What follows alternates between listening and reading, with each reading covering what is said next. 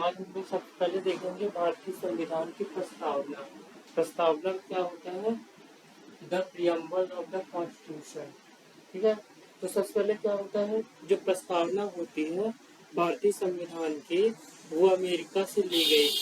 America में जो word लिखे हुए हैं, वी, हम भारत के लोग, जो वहाँ पे क्या लिखा गया है, हम अमेरिका के लोग लिखा गया। ठीक है। तो जो अमेरिका के संविधान से लिया गया है वही प्रस्तावना भारत में ली गई है।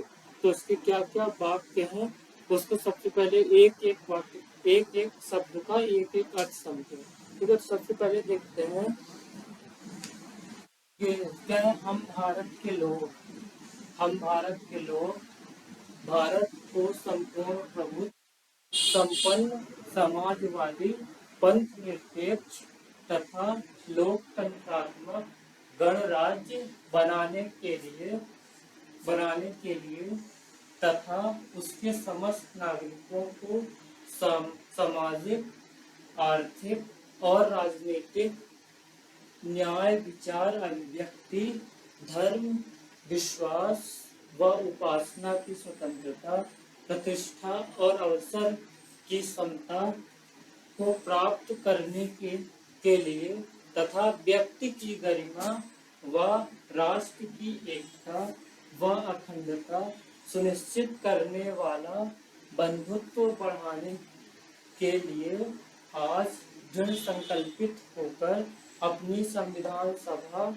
में आज दिनांक 26 नवंबर 1949 को अंगीकृत अधिनियमित आत्मसमर्पित करते हैं। ठीक है। तो चलिए सबसे पहले समझते हैं एक एक वर्ड क्या होता है। सबसे पहले समझते हैं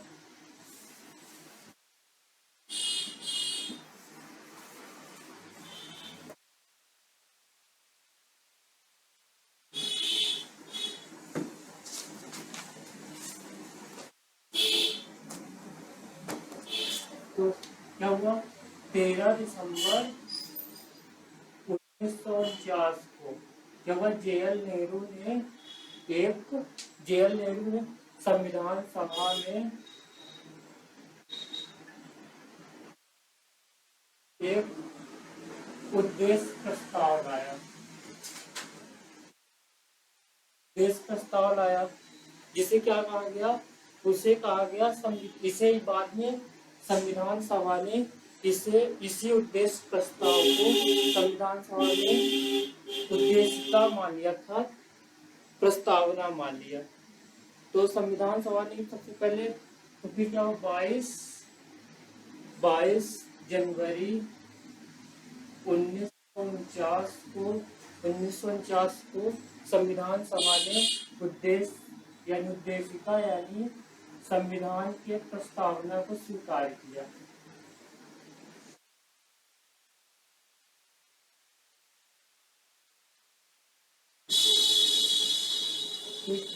तो सबसे पहले देखते हैं संविधान की प्रस्तावना की मुख्य बातें क्या क्या है। तो प्रस्तावना की सबसे पहले क्या है, शासन का स्रोत क्या होगा। क्या है, शासन का स्रोत क्या होगा। फिर क्या है, दूसरी बातें क्या है, शासन का स्वरूप क्या होगा।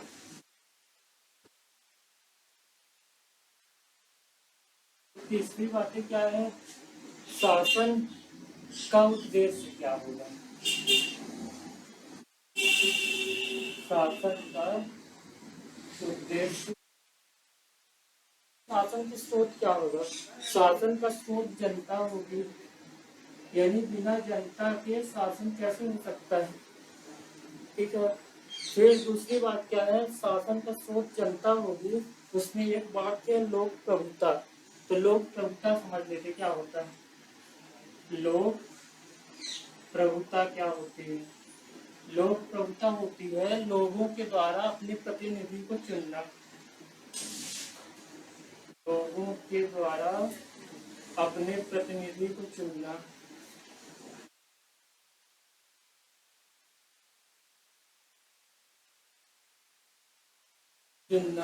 फिर इसके बाद क्या होता है, रूसो रूसो फ्रांस का एक दार्शनिक हुआ, जिसने क्या बताया कि जनता की प्रभुता का विचार दिया, जनता की प्रभुता का विचार दिया रूसो ने।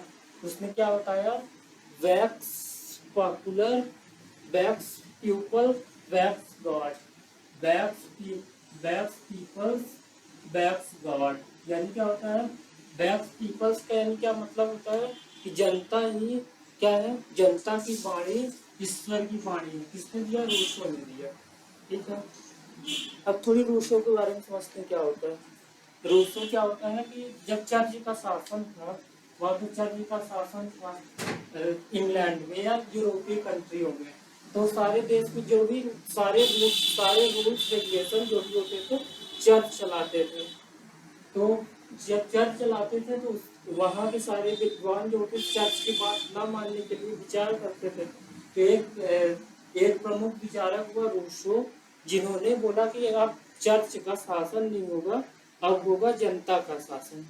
ठीक है, तो ये हो गया सबसे पहले जनता का शासन का स्रोत क्या होगा। अब दूसरी बात समझते हैं, शासन का स्वरूप कैसा होगा।